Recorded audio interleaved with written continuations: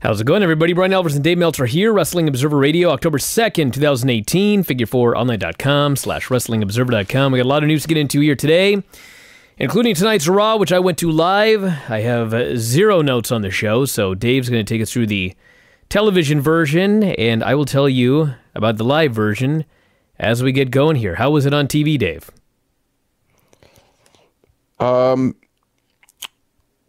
Let's see. So the segment with Elias, the heat was like incredible. It's actually like one of the most, it was one of the loudest, not necessarily the loudest, but the most sustained, loudest booing that I can ever recall on a Raw show. I mean, there's been times where guys have made remarks where people booed as loud as this, but it's like they just booed for minutes on end. I mean, I don't know how long. It felt like 5-7 minutes. And, you know, it was basically a remark when Elias made a remark about the Seattle Supersonics moving to Oklahoma City. Basically just said, what do you say? Like Seattle's shouldn't have a basketball. I have no idea what he said, but the Key Arena, which is where the show took place, it's shutting down like this coming Friday.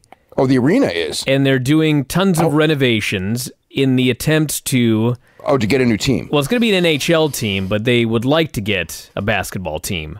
But this was like, there's nothing that Kevin Owens could have said, from what I've been told, here in Seattle, that could have possibly gotten him a reaction like this, more so than the comment that he made. It was more Elias. Well, whoever made the comment. It was Elias who made the comment. But Kevin Owens, I have never in my entire life, at any wrestling show that I have ever been to, ever heard a negative reaction like this. I don't know how it came across on television, but it was so loud live for so long.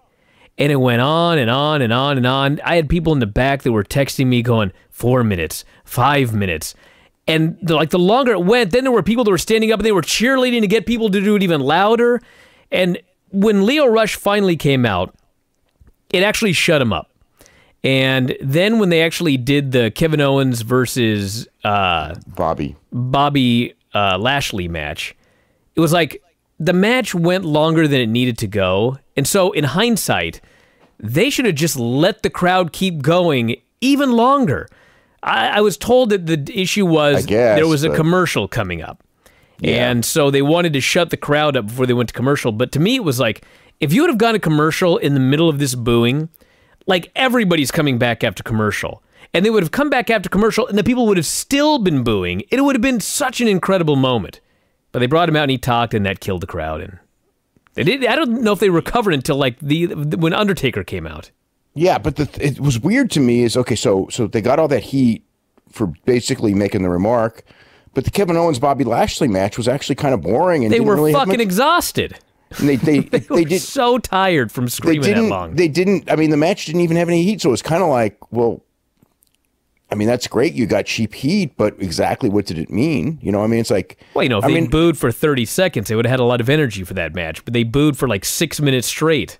Yeah, well, I don't know what that means. I mean, it's cheap heat. It doesn't really... It means it was an incredible live moment and probably an incredible TV moment, but it was definitely a noteworthy TV moment and a memorable TV moment, but it's not like it's something that like, I mean, it doesn't really resonate into anything. You know, well, it's not no, like, I mean, I think the fans had a lot of pent-up frustration about the situation, and that triggered them. Well, they let the world know how upset they were, but they didn't necessarily really take it out on Kevin Owens in the Drifter. Yeah, they didn't. I mean, it certainly hit a nerve. I mean, so the whole country basically saw that Seattle's really upset about their team moving 10 years ago. And still, you know, and I mean, I guess you could do that in other markets too, where they've lost, you know, a popular sports franchise. But how that really affect, like, in a sense, does that make anyone a bigger star? Was that a great television moment? I mean, I don't even know if... It was a great live moment. I'll never forget as long as I live. Yeah, but I mean, as far as like a television moment, it's like, yeah, you hear people boo like crazy, but it's like, does it mean something to someone in San Francisco that these people are booing because the Sonics moved in 2008? I mean, it's like, well, you know, you get to see the moment. Then the next match is boring, you know, and... I mean, you know, that was like the big that was like the biggest thing on the show. But I mean, I thought the show was good because you had, again, the keys to the show were really the show long thing was building that 6-man tag with the Shield against McIntyre, Dolph Ziggler, and Braun Strowman. And they threw in, the whole show was about Dean Ambrose is clearly really unhappy and second guessing, and Baron Corbin played mind games on him, and the mind games worked, and he's going the whole show thinking, I gave up a shot at the Universal title, and I gave up a shot at the Intercontinental title to help my buddies, and was it really worth it? And then Roman Reigns cost me my match that, even though he was getting destroyed, it's the whole thing of, well, maybe he could have made a comeback. So you had that, and then you had Ziggler, essentially being told by Braun Strowman that he's the weak link of the team. So you got that thing. So instead of just having a 6-man tag that everybody figures Dolph Ziggler's probably getting pinned in, you have a match where the story of the match in Australia is somebody going to turn on either team. I mean, they kind of did. They did a little bit of that last week with McIntyre and also with Ambrose. So that's kind of been like the story here. So, that was kind of interesting. And then I like the story, but there's one issue, and that is that my strong suspicion is that on Saturday, neither guy is going to turn on either team, and people are going to be mad about it, feeling they've been led on. I'm sure someone's turning at some point, but I don't think anything's happening on Saturday. This is just an angle to make people interested in Saturday. Yeah, that's fine though. That's part of wrestling. This part of wrestling is to tease something for a long time before doing it. You don't have to do it week 1, so that's fine. I don't think there's anything wrong with that at all. It's not week 1. They've been doing this for a while now. No, but it's the first show. I mean, like, I would rather a turn takes 4 months and people want it before it's done, as opposed to just throwing it out there on week 1 with no build, or the first pay-per-view with no build. I mean, if they do it now, it's fine, but yeah, you can drag it. I like, it's better to drag it out. It's more effective when you drag it out in most cases. So, I mean, there's no universal law, but in most cases, more often than not, it's more effective when you drag it out because people are more invested in it because, it's more of a backstory. The thing at the end, they got to see Undertaker and Kane destroy Shawn Michaels and Triple H. I think by watching Shawn Michaels take bumps, it's pretty clear he's going to wrestle again. I mean, we already knew that, but it's pretty clear. If he wasn't going to wrestle, he doesn't need to be taking bumps.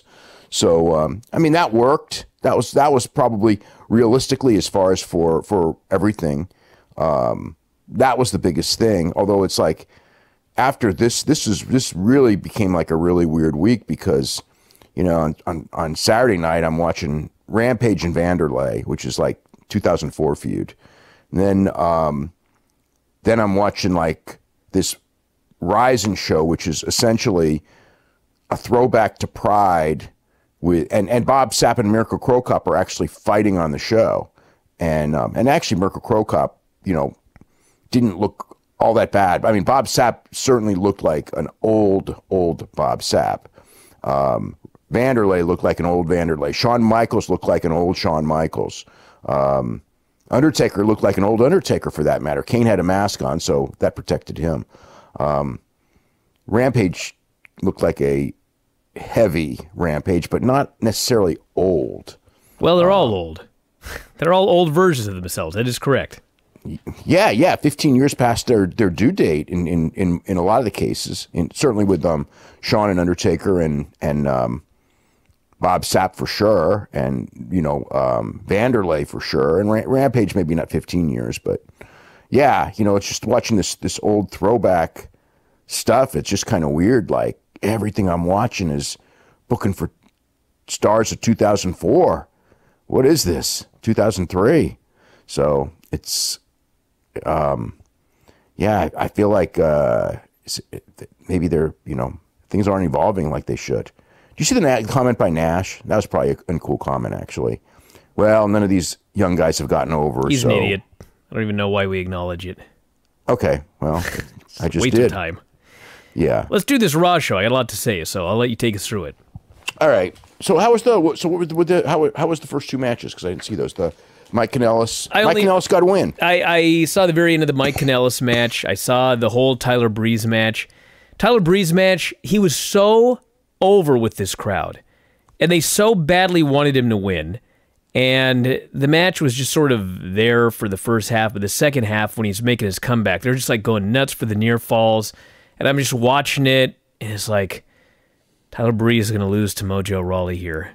It's just what they do. The guy's over. They got to beat him for the heat. And then he won. And he won, and everybody went crazy, and they were so happy, and they cheered, and they were in a great mood. And I thought, cool. Doesn't speak much for Mojo Rawley, though. No, it doesn't. But they love Tyler Breeze. Or No Way Jose. I mean, I was surprised. Oh, he's done.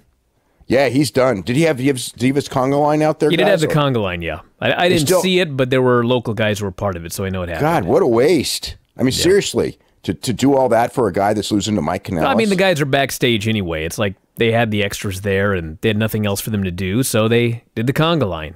Yeah, but still, it's like, why make a big deal over a guy who's, if they're going to do it, he should at least beat Mike Kanellis. Well, Mike Kanellis is back, baby. Yeah, I got to say this about the show, too. I want to say this because I always say this when I go to a live event. I never have a bad time at these shows. I don't know how the show was on television. I didn't even read the thread on a board. I don't know if people liked it or didn't like it, but I had a lot of fun there. And the show, this is the thing about TV versus going there live. It never drags live.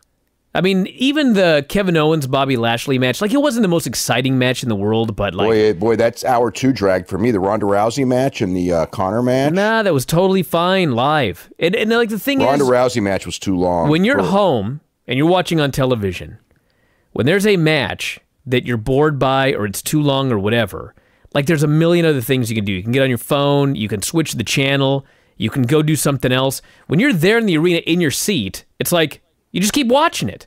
And the show was a fine 3-hour show there live. I didn't have to hear the commentary. That's a big plus. There were a few things that apparently I missed because they didn't make any sense, but I'm sure they made sense on commentary. Like Baron Corbin not allowing the babyfaces to defend their belts against the heels. I still have no idea what that's about. No one does. It wasn't explained at all.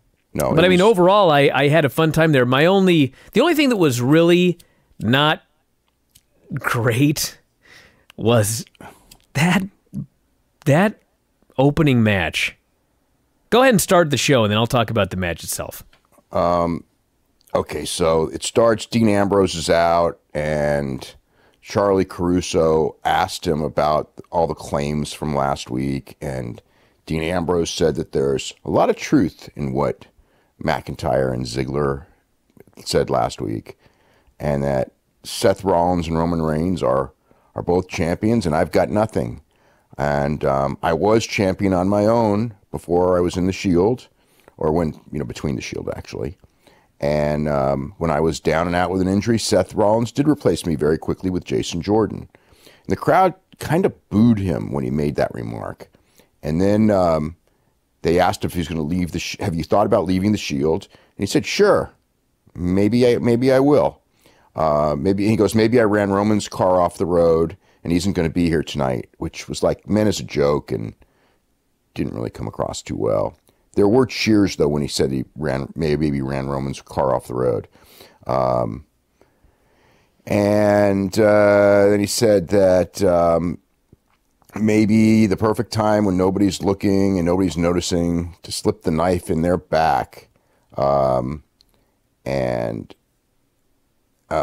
Let's see. So ever since I came back, I've done nothing but clean up their messes. The Shield is not a business. It's not a brand. It's a brotherhood. We'll always ride to battle together. Baron Corbin came out and he gave him 3 chances. You could either face Seth Rollins for the Intercontinental, you could face Roman Reigns for the Universal title, or you can go one-on-one with Braun Strowman. Ambrose said, how about me going one-on-one with you right now? And so Corbin's made the decision to go put him against Braun Strowman right now. So we had the match. All right. I don't know how this match came across on television, but this match was so horrible live. It was horrible. I didn't really notice it being horrible. Braun Strowman, when he first came out, he's moving like something's hurt. like maybe his knee or something, and he sort of kind of half-ass limps down the ramp. He's just moving slow. Dean Ambrose gets in there, and this is the lazy, doing nothing, as slow as humanly possible Dean Ambrose. They just half-assed the whole match. It felt like the whole match was like during a commercial break. Like the cameras weren't on for any of it. Dean's out there. He's doing this goofy selling. Like the crowd's laughing at his selling. He's supposed to be like, this is the Heat segment where we're supposed to have sympathy for Dean Ambrose for his comeback. They're laughing at him because he's like, he's not even doing Terry Funk. He's like doing a parody of Terry Funk, like kind of landing on the guardrail, and people touch him and everybody laughs, and then he does it again, and they tease the count out twice, and it was just horrible. This match was terrible. I didn't notice it being terrible. It was just kind of there. He hit the dirty deeds, but then he was slow in covering. Strowman rolled out of the ring. Ambrose hit him with a tope. Strowman missed a charge, went shoulder first into the ring steps. Strowman hit the power slam, but could not follow up. Let's see, Strowman ran him. Roman just ran out. Well, he was. Ambrose was pretty much done after another power slam, so it was just like it was like he more saved him. But yeah, he runs in for the DQ, and so Ambrose has the deal where Roman did cost him the match, but Roman's justification is that, you know, they got a 6-man tag, and Strowman was about to injure him and put him out, so he's justified in theory. And then Rollins ran in, Roman Reigns and Rollins double tackled Strowman out of the ring. McIntyre and Ziggler came out with Corbin, and Corbin announced that Seth Rollins would face McIntyre, Roman Reigns would face Ziggler right now. And Dean Ambrose wasn't happy with Rollins and told him that, you know, I could be the Intercontinental Champion right now. So then we had Roman Reigns and Ziggler. This match was good. You think so? I thought yeah, the this match was a great right. match live. I thought it was all right, but it didn't. I thought actually, you know what? There were some botched spots, and because I was a little bit disappointed. So anyway, they open, and of course, this totally illogical thing of Roman wanted to defend the title, but Corbin wouldn't let him. Because Corbin will not let Roman defend the championship until the Saudi Arabia pay-per-view. It's totally nonsensical live because they go to commercial and they come back and the referee holds the belt up. And I'm like, this is a championship match here, like a half hour into Raw? That's weird. And then Corbin, the heel GM, comes out, won't allow the babyface to defend the title against the heel, and he won't allow Roman to defend the title at all until Crown Jewel. Yeah. I was like, what? Well, I mean, that was sort of the explanation. It wasn't a very good explanation. He won't let Seth defend his title. I was like, why? What's going on here? Because these guys really want to be fighting champions. He ain't letting them be fighting champions. So then, like, the whole thing is, as well, if Ziggler wins, like, he could get a championship match. But it's like, I don't know. Yeah, there's a messed up Famouser spot, and Reigns was off on a couple things, and there was a zigzag, but Reigns kicked out of that after an eye rake. Reigns hit a Superman punch, hit the spear, got the pin. So that's what happened. Then it was Ronda Rousey and Ruby Riott. And okay, so the match itself went almost 7 minutes. And it wasn't like the match was terrible or anything like that. But about 2 minutes in, it really hit me that Ronda Rousey shouldn't be doing 7-minute television matches, and she was selling way too much. Not if she was a saying that from day one. Not if she was a normal person, but she's Ronda Rousey, and I just thought that she felt very. I mean, she got a big reaction coming out because she's Ronda Rousey, but I felt that as in the ring, she felt very much not special. She was just a woman in a match, and I think that Ronda Rousey, is. Again, she needs to be, I think maybe one of the bad things that's happened to Ronda Rousey is she's gotten good enough to where she is more than passable and able to do longer matches than she should be able to now. So they have her do them, but it's best for her not to do them. That shouldn't be her character, especially with Ruby Riott. She's selling so much, and just like it's like. Yeah, so she can sell. You know, it's like she needs to be booked by like Bill Goldberg. Well, the thing is, I think that as a 6-minute and 49-second match, it was a pretty good match. I would say okay. I wouldn't say good. It wasn't. It was nothing. It was average. It was no better than average. It was way better than that sixth person that she had a couple of weeks ago that I thought she was terrible in. But point is, like, I have resigned myself. I have resigned myself. I shouldn't, but it's too late. They're determined for her to just be another girl on the roster who happens to be Ronda Rousey.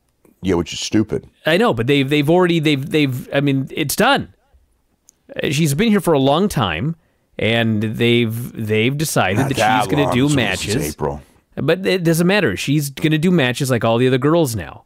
Well, I mean, the ship has sailed that she's somebody special. Well, so that really sucks, and she shouldn't have done this. It does suck, but this is the way it's just going to be. And I thought that I don't agree with what they're doing, but I thought for what they did, I thought it was pretty good. I thought it was average, at best average. Her selling wasn't that good. Ruby Riott didn't look that good. It was just a match. It was at best average. Connor and Bobby Roode, the crowd was dead. You know. Oh, by the way, I got to mention something here. About that Ruby Riott match. So first off, Liv Morgan's out there, and I don't remember exactly what she put on Twitter, but I think she put something up earlier here in the day that pretty much suggested she's going to wrestle on Saturday. So they certainly indicated that she was. I haven't gotten it confirmed. She was getting checked out today. Yes. Before the show. So she's going to Australia. She said she was going to Australia, but she was going to Australia either way. She had already been cleared for everything except doing physical stuff, and she didn't take any bumps or anything like that here.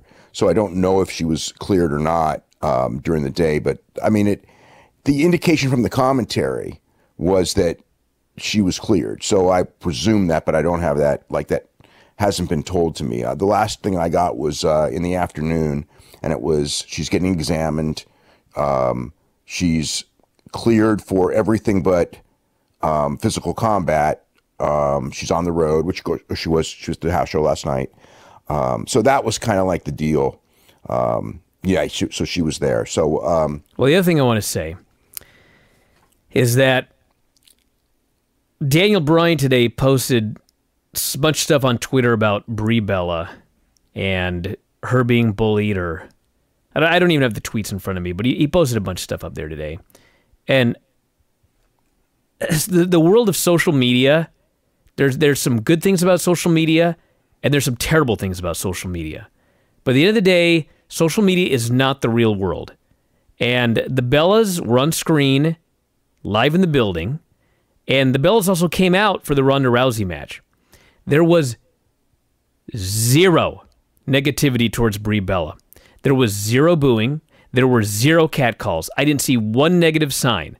Like, I don't know. It doesn't matter. That's what I tell people. I go, it doesn't matter. Yes, I don't know what's going on where Daniel Bryan decided that he needed to put all these tweets out there defending Brie. But the reality is, in the real world, there's zero blowback on Brie Bella for what happened. In the social media world, on the internet, where everybody can just say whatever they want, yes, people are going crazy about this, but it's not the real world.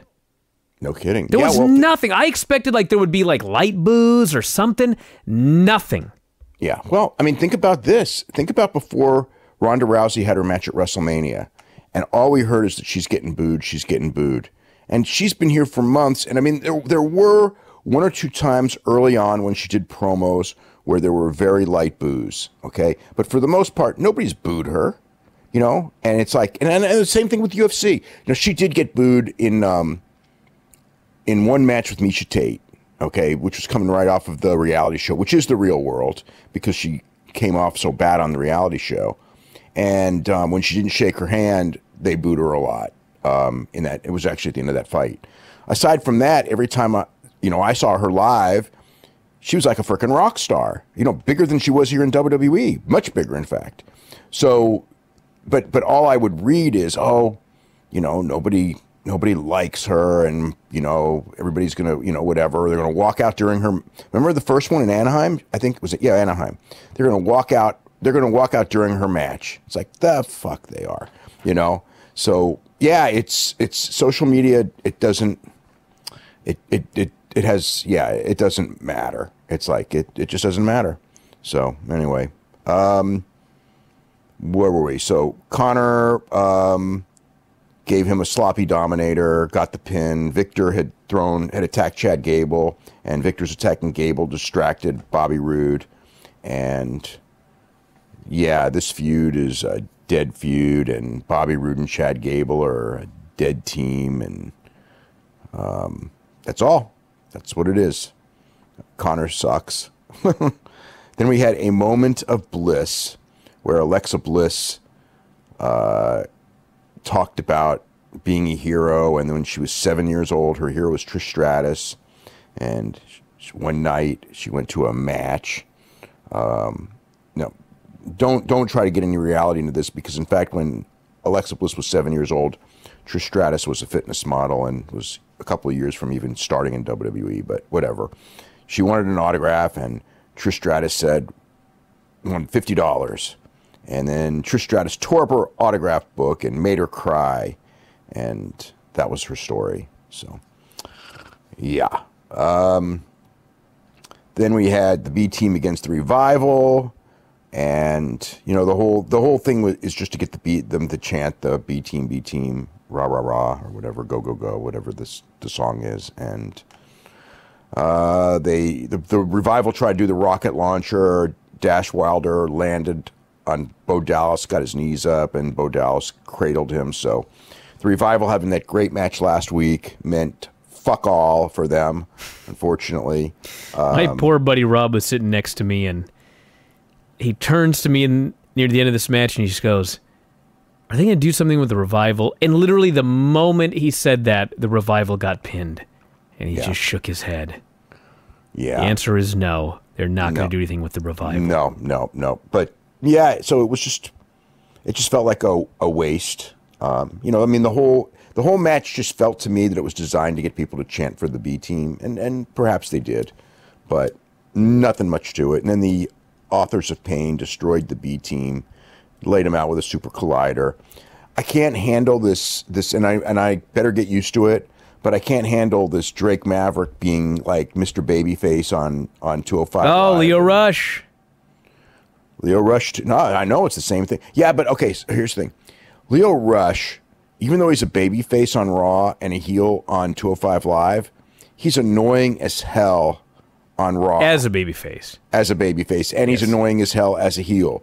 Whereas Drake Maverick, as a babyface, is like... I mean, Drake Maverick is like William Regal. I mean, he's what if you're going to have a general manager, you might as well, like, he's like the prototype. He's a great talker, you know, really great talker. He plays the role really well. He doesn't do stupid bullshit stuff. And then he goes on this thing, and he's just your typical little little heel manager for these big guys. So anyway, but I just got to get used to it, because that's just how it's going to be. And then Baron Corbin gave them, well, actually, it was later than. So Roman Reigns is with Dean Ambrose. And Roman Reigns goes, "I don't know if you're serious or not with all this stuff you're saying. Are you okay?" And Dean Ambrose said he's fine. He could have put Braun Strowman away. And Roman Reigns said, "Well, you could have, but you also could have been hurt. And, you know, I wanted to protect the team for, you know, the long run. You know, this isn't about battles. It's about winning the war." And then Dean Ambrose went to Roman Reigns and goes, "If I wasn't such a nice guy, I might be the Universal Champion right now." So I got to say two things about this. One positive, one negative. Positive is I really like it. I really like this storyline. You presume that Dean is eventually going to turn. I presume he is at some point, but we don't know.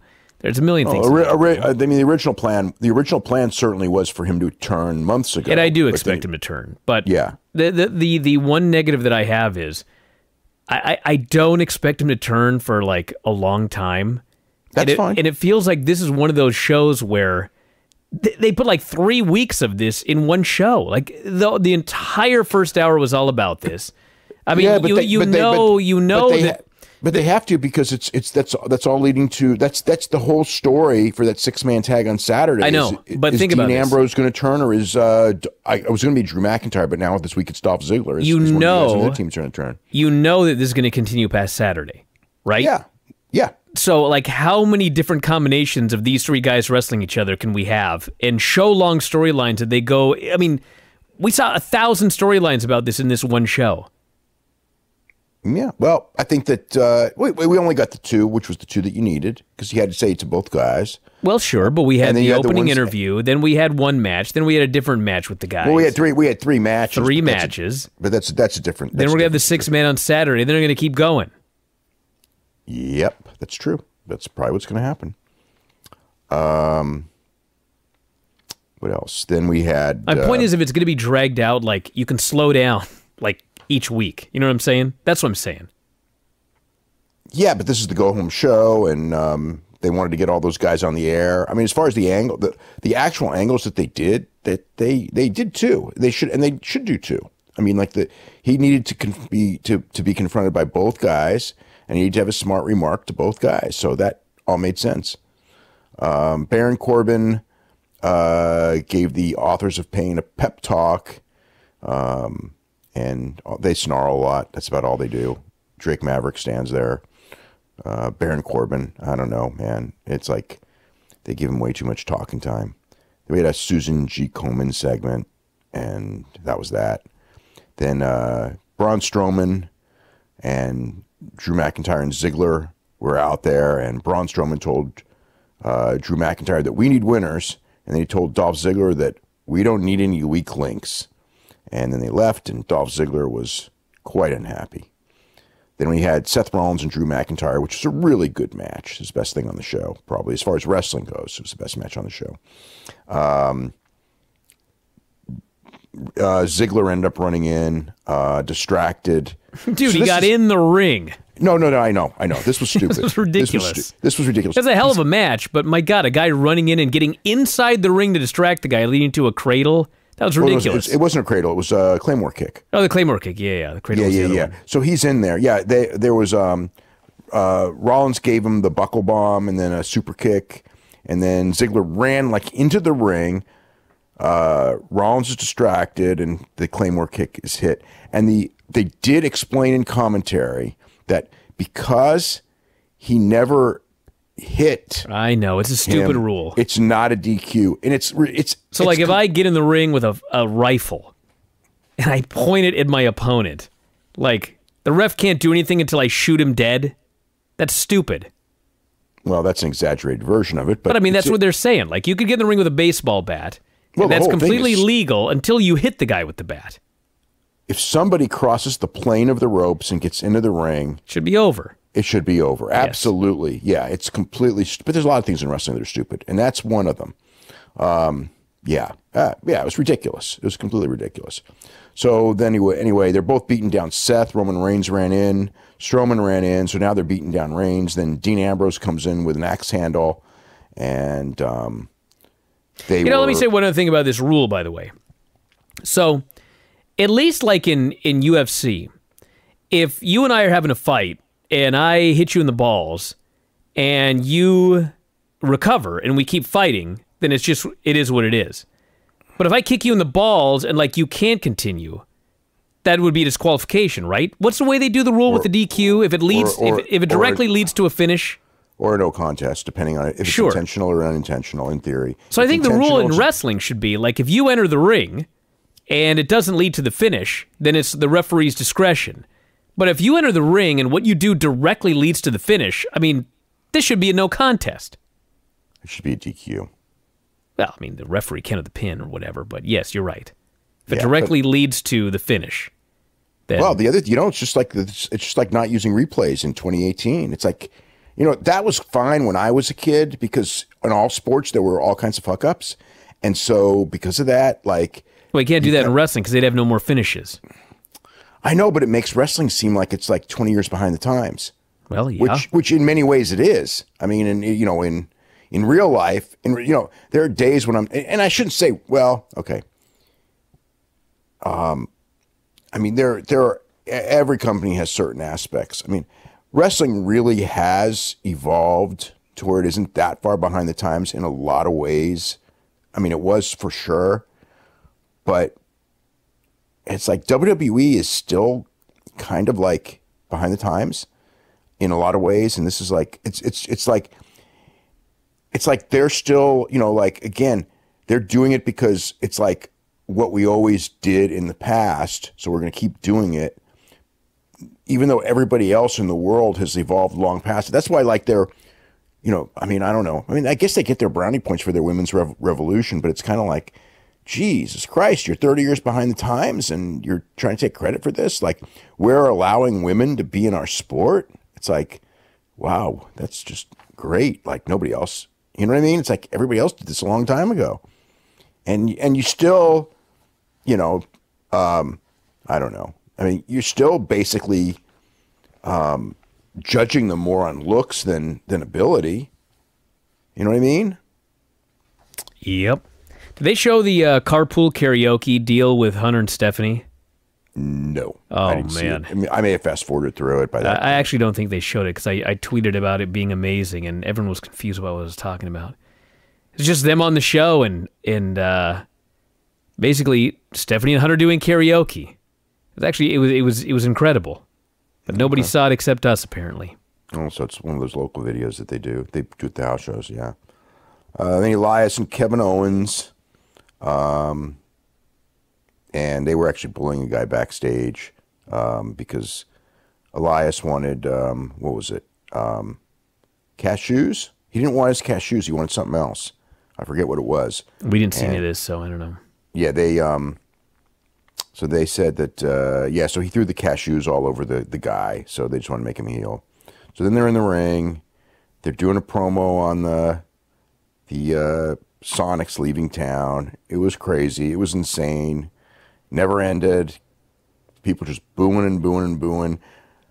Owens is kind of like watching this, kind of like amused that there's so much heat, but they also have to do their promo. They actually turned up Elias does his deal in the dark, and I guess he was supposed to actually do a song, but what happened prevented him from doing his song, and so the booing was so loud that I guess they felt it was like a great TV moment, so they actually turned the lights up so that you at home could see everybody who was standing and screaming and booing.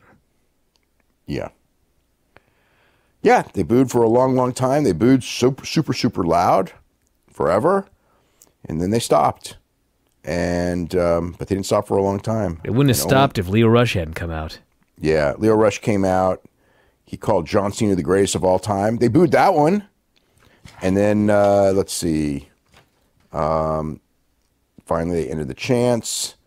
Elias left. They made Bobby Lashley and Kevin Owens. This match was, I have to say, disappointing. Bobby Lashley didn't look good. I mean, it's not like he looked terrible, but he was off. It's like he very much a different person than he was when he was in Impact. And,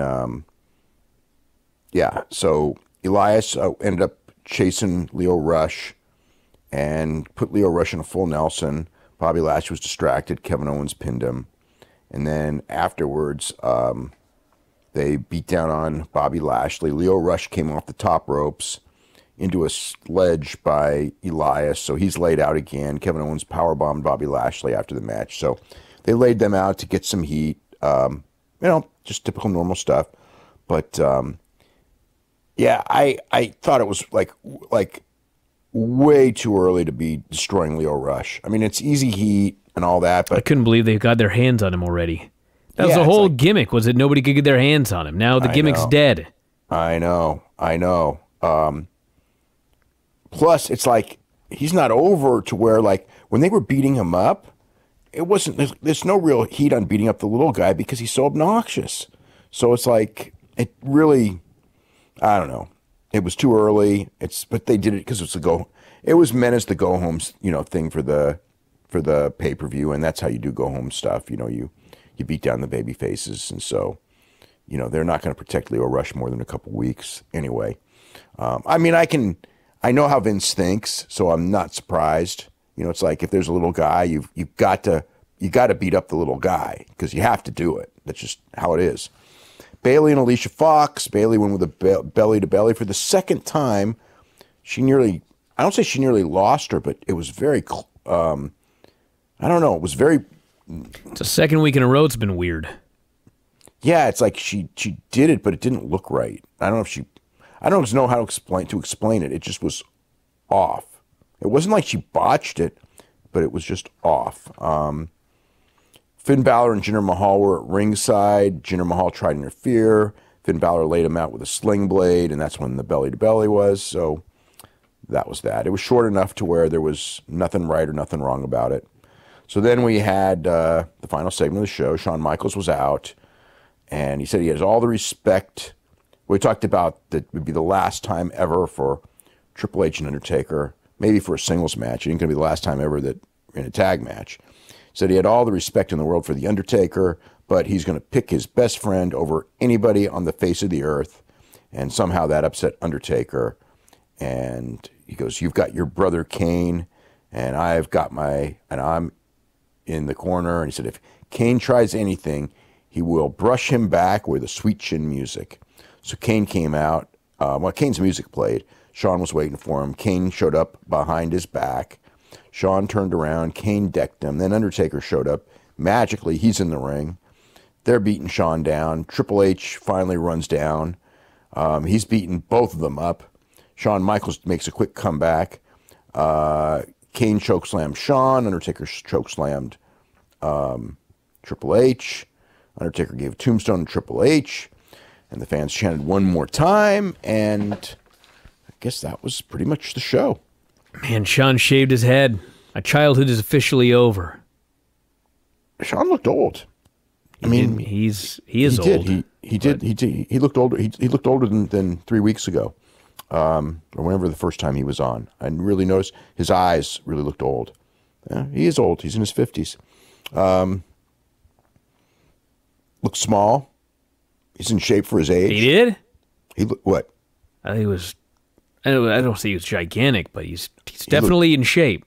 You know, he looked in shape, but he looked like a real small version. He looked like an old. Well, I mean, to be fair, he's standing there with the Undertaker, Kane, and Triple H, who is not small.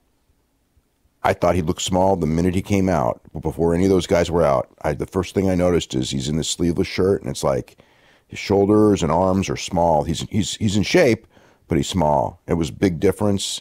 It looked like, he looked old. I mean, he is old. That's the deal. I mean, I'm probably comparing it to, 25-year-old or even 35-year-old Shawn on steroids, and this is old Shawn and probably in obviously he trains really hard. You're not going to look like that at that age if you're not training really, really hard. But he, whatever. I mean, he is old. That's I don't know. I mean, that's just how it is. He's I don't know how Bill Goldberg pulled that off at that age, but Bill Goldberg did pull it off.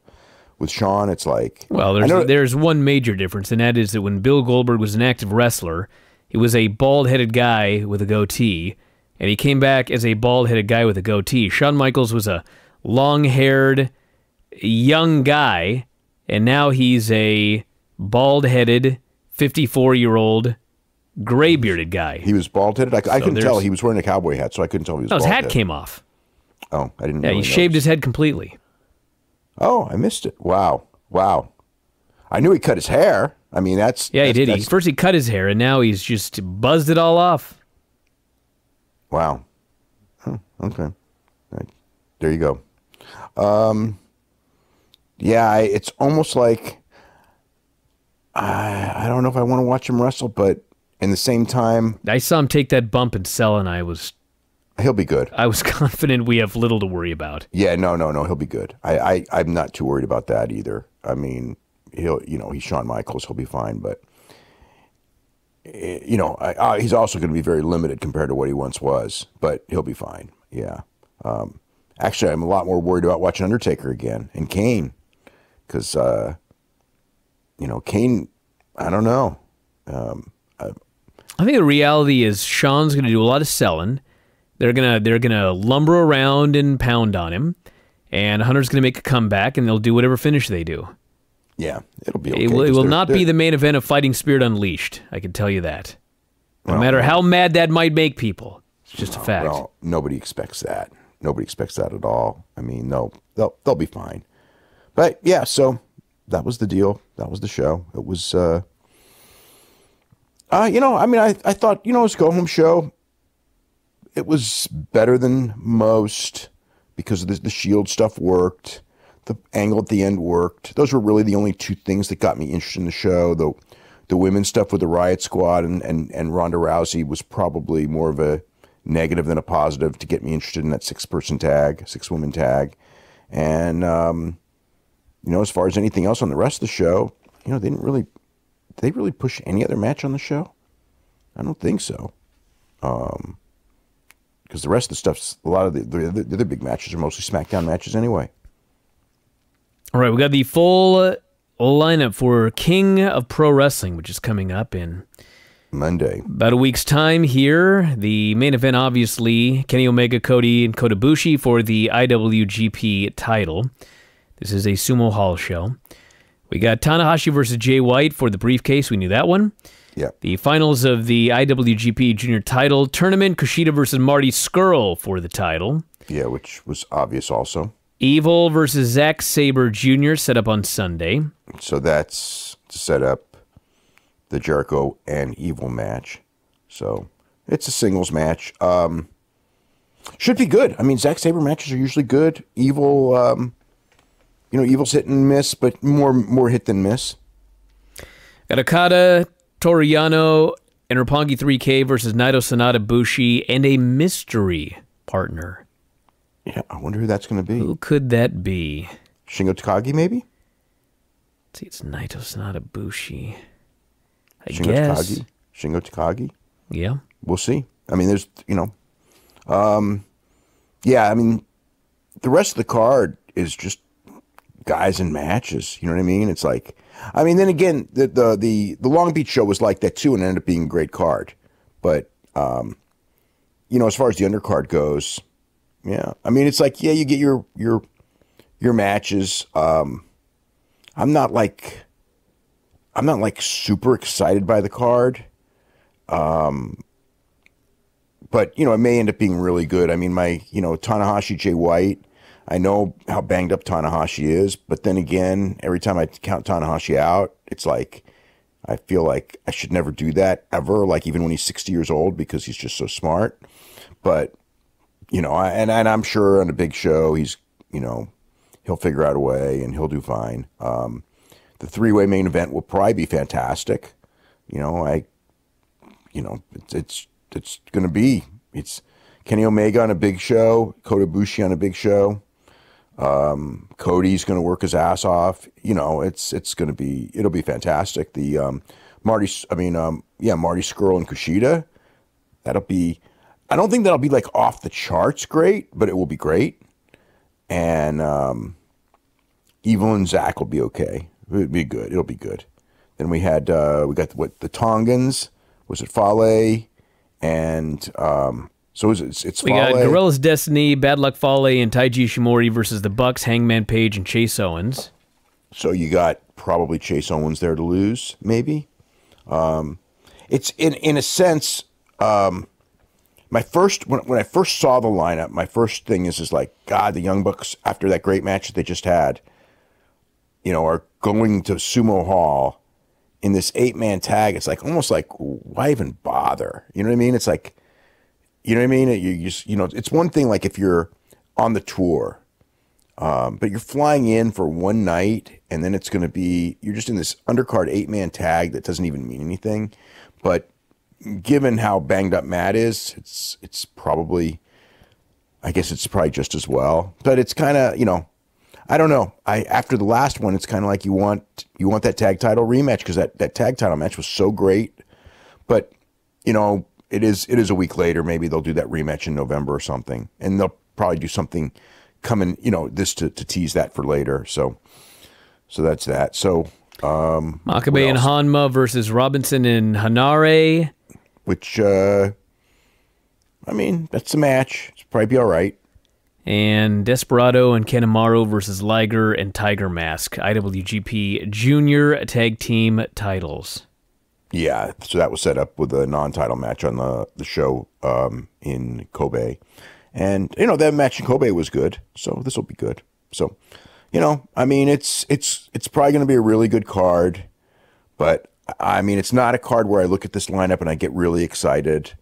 If they sell out with this, to me, that really speaks to the popularity of New Japan's product right now, if they sell out with this, because this is not a card that would have sold out a couple of years ago. I mean, it just wouldn't have. And the main event, it's like Omega's not really like a foreigner because he's almost like a native. But, it's like Cody's a foreigner. Kota Ibushi is still not a New Japan guy, although he's on the New Japan big cards. But, I mean, Kenny Omega and Kota Ibushi in a big show main event, I mean, it's kind of impossible not to have a great match, I think. Kota Ibushi's just out of this world. So, anyway, yeah, that's the story on this card. All right, being the Elite this week. Yeah, so they came back after a couple weeks off, and there was a couple of funny little things. Like they were the show opens, and they're like going to have this like meeting, and everybody's there, and they're waiting, and Cody's looking at his watch, and they're going like, he's 12 minutes late. And it's like, oh, I know where this is going. And then it's like, he's 14 minutes late. And then in walks Marty Scurll, and he's all tired. So that was like their way of kind of addressing the Marty Scurll thing, and now it's over and done with. And Marty's just part of the cast, and it's all forgotten. So, but they did address that in their little joking way. And then there are a bunch of other segments, but nothing. The real key stuff, I guess, was that the Young Bucks were given by some fan, supposedly, this present for Paige, who still had no shoes. I thought that the shoes thing was settled, but in fact it was not.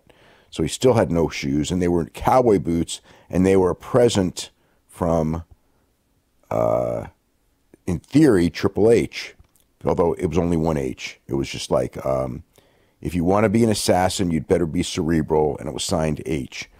And there's actually a story about this, which is WWE made a play for Hangman Page, and so as far as like what that means, from WWE, they said that he turned them down. From other people, it's like, well, he didn't really turn them down. He just said he's not coming right now. So they did make the play for him. You knew they would. And, like, I guess the situation is that he'll come if they come as a group. But he did say he's not coming right now because it's not the group, and the group's sticking together. And Cody used the double or nothing thing again, so with another hint about All In, another All In. And throughout the show, Matt Jackson, he's on the screen. He keeps hearing this clicking, like click, click, click, click, click, like a clock, a timer that keeps clicking. And at the very end of the show, he looks at his phone because he keeps hearing this clicking, and it's got this thing, and it says 2 months, 30 days, 13 hours, certain number of minutes. But anyway, it's the time until midnight on New Year's Eve when, in fact, he becomes a free agent. And there was actually a thing where they were all together, and we're not all together, but it was the Young Bucks and Cody, and they go like, you're not supposed to talk contracts, but we're going to talk contracts, and everyone knows we're about to be free agents. And basically they just said, we haven't decided, and that's what this deal is. And then Cody made a double or nothing comment. So that was the main gist of the show. There wasn't really, there was a wacky segment with Daniels and Kazarian and Scorpio Sky that was just there. And then nothing with, no Joey Ryan stuff that I could recall. No like real Marty Scurll comedy, or there was a Kenny Omega was there, but you know, it wasn't, you know, there was some stuff of them, you know, doing some autograph stuff, and they showed Matt going through the curtain after they lost the titles, and he was hurting. He was really hurting today. The stuff from this morning, he was hurting, putting ice on his back. His back is, so obviously the back injury, as far as in the match, when he's selling the back, that was obviously storyline for the match. But he went through that table bad. So anyway, he's definitely hurting today. Alrighty, world of sport. What's the update? Well, they had their last episode on Saturday. There's no announcement of new tapings. The ratings continue to drop. They're unbelievably bad, honestly. You know, or maybe not for 2:30. I don't know, but they drop. They keep dropping, and I don't think that that's a good sign. I mean, they are planning some house shows. The ticket sales for the house shows are nothing great, so that's not a good sign either. I know that I know when I was there and I talked with people who were affiliated with the show, and they were pretty confident, or at least they were outwardly saying that they expected at least for sure a second season. So we'll see. You know, I mean, the week I was there, the ratings were actually up that week. They're not up, they haven't been up since. So that's not necessarily a good sign. Max Holloway, Bryan Ortega. Yeah, so Holloway and Ortega championship match, December 8th in Toronto. It was a match that was supposed to be in July. It's a interesting match just because Bryan Ortega's got that long winning streak. He always seems to pull it out. I mean, I would think Max Holloway should win. Max Holloway's a better all-around fighter. But, you know, Bryan Ortega is this guy who's behind in the third round, so in a lot of fights and gets submissions in the third round. And, you know, sometimes when you see a guy like that, you think, ain't going to happen every time. Ain't going to happen when he faces the top guys. But then he went and waxed Frankie Edgar. And once he waxed Frankie Edgar, it's like he's got a shot with anybody. This guy's good. So this is a real, honest-to-goodness championship fight. This is a real championship fight. And John Jones, Cormier, and George St. Pierre. John Jones is he's an idiot. What's he yelling at GSP for about these? Okay, so GSP said that he feels that if you're going to call somebody the greatest of all time, they should not, have failed multiple drug tests. Yes. So what's Jones crying about? And he also said, GSP also said that when John Jones talks about steroids played no part in his win over Cormier, that he's full of it. That, in fact, that's basically the same thing I said, except not with the exact same verbiage, but the same exact point, which is, you know, the John Jones thing of, you know, I set him up for the head kick, and that wasn't steroids, is like the same bullshit as like a baseball player going like, steroids don't help me connect the bat with the ball. And in fact, they may not. I don't know. I've never taken steroids, and so I don't know how they affect your baseball playing. But well, it's funny. John allegedly has never taken steroids either, but he was very adamant about what they do and do not do for you, which I thought was pretty interesting because, I mean, if you've never been on steroids, how the hell do you know what they do or do not do for your body? I think that John is a guy that, like, is impossible to trust anything that he says. You know what I mean? It's like many people that we know in wrestling, and he's probably worse than most. You know, I mean, he's on that, like, that level of dishonesty where you got like certain guys where if they say something, I'm going to believe it because they've never lied, or at least never lied to me, and very rarely have lied. So you got the people who I believe when they say something, and then you got the people where I go like, most of the time they're probably going to tell the truth, but you know, you have a little bit of skepticism. Then you have the people where it's possible they could tell the truth, but pretty much most of the time they're going to lie. And John is like in that category where a little bit below that. Like that's like the bottom category. Like the Eric Bischoff level category. And so, yeah, I mean, whatever he says, who cares? But so the baseball thing was just like back in the old days of baseball, where the big argument was about how steroids don't help you, and I don't know if they do. Like, I don't know if they help you see better. They probably you might have some a little bit slightly quicker swing, but what I do know for sure, and I think that history has proven this out, given the home run records that a lot of the guys on steroids, set that did not hit those number of home runs before they were on steroids, that if you do make contact, you're going to hit it farther. So in the case, which is actually completely applicable to this freaking John Jones, Daniel Cormier second fight that we're probably going to talk about a million times now because of the nature of what happened, he may very well have landed that kick without steroids. But the point is like, would he have been able to withstand the takedowns?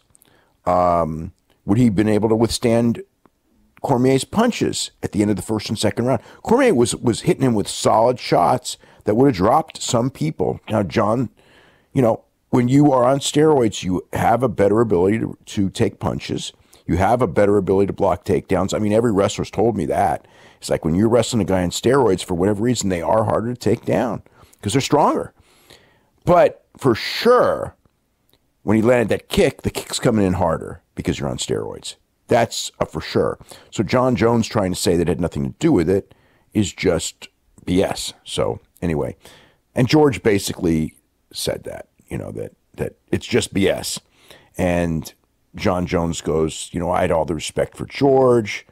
Why is he saying this? And he starts, I don't even remember what he said, but he was insulting George and it's just John. What are you going to do? But Cormier was on with Ariel Helwani today, and he said that he expects, I guess he's been kind of told, that John Jones is going to fight Gustafsson on December 29th. So it's going to be John Jones and Gustafsson and Amanda Nunes and Cyborg, I guess, double main event on December 29th. So that's a big show until, who knows what's going to happen, if someone's going to fall out. But right now it looks like a big show. And that he thinks it's going to be for the light heavyweight title. They're going to strip him of the title. And he said that he was, I don't know if he's okay with them stripping him of the title, but he said that he basically demanded that if they strip him of the title and John Jones and Gustafsson fight for the title, he wants the winner at 205 pounds, which basically is saying that he is going, that Lesnar fight, he wants to fight Lesnar next. And then he wants the winner of Jones Gustafsson. And that would probably be his final fight. And he is expecting to fight John Jones again. And he wants to fight John Jones again. I think there's a part of him that, he won the heavyweight title. He's won the light heavyweight title. I think he wants that one win over John Jones before he retires. And he's going to be 40 when he gets that match. And, God bless him. But I don't know what to say. He won't be favored in that match. I mean, it's a fight. Anything can happen. But John Jones is a tough style matchup for Cormier. He did do well in the second fight, though, until he got knocked out. But he got knocked out, no matter, and Jones was on steroids too, so whatever. But, so yeah, we're going to get that. The one thing on Saturday is he was so over in that building, like more than I've ever seen him in a building in my life. So whatever it is, I guess it's that heavyweight title win or something. Because, he was always one of these guys where it's like he was never as over as you think he should have been. But now he finally is, at least as far as like, people cheering him like crazy. I'm not saying he's as over as, like he's going to go out there and do all kinds of pay-per-view buys on his own. Obviously, if he fights Lesnar, they're going to do a big number, and if he fights John Jones, they're going to do. I do believe that if he fights Jones now, because he's more over and everything, I think that he'll do the most of the three. So we're probably talking close to 1 million. So, yeah, that's, so that would probably be his retirement fight. He said he was going to retire, by his 40th birthday. I think he's going to push it a couple more months to get that last fight, if it's Jones or if it's Gustafsson. Gustafsson absolutely has a chance to beat John Jones. I mean, if you watch the first fight, you can see that, it depends. If Gustafsson's healthy, if he's injured, he's going to have a hard time. But if he's healthy, the one thing that John Jones uses so well is his reach, and he has no reach advantage over Gustafsson. And Gustafsson is probably, for just hands, Gustafsson's better. Jones is a little quicker in some ways, and he's more creative, and those kicks to the knees are like brutal shit. But and obviously John is the better wrestler, but Gustafsson did take him down, and Gustafsson's got really good takedown defense. So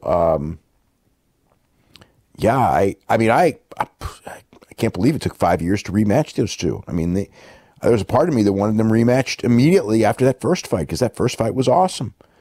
So anyway, there you go. All right, a couple of mailbag questions. Your favorite WWE Hall of Fame, why is Jack Tunney not in? Is there a legitimate reason? They didn't like him. That's the reason. And is there a reason for him to be in? It's from a marketing standpoint. That's the Marketing Hall of Fame. Is there a reason for Jack Tunney to be in? He's not alive.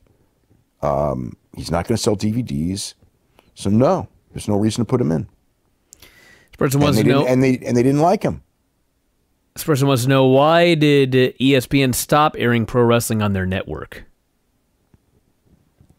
Didn't the AWA just kind of go out of business, and that was pretty much it? Well, I guess they used Global, and they went out of business too. Everybody went out of business. They probably got tired of it.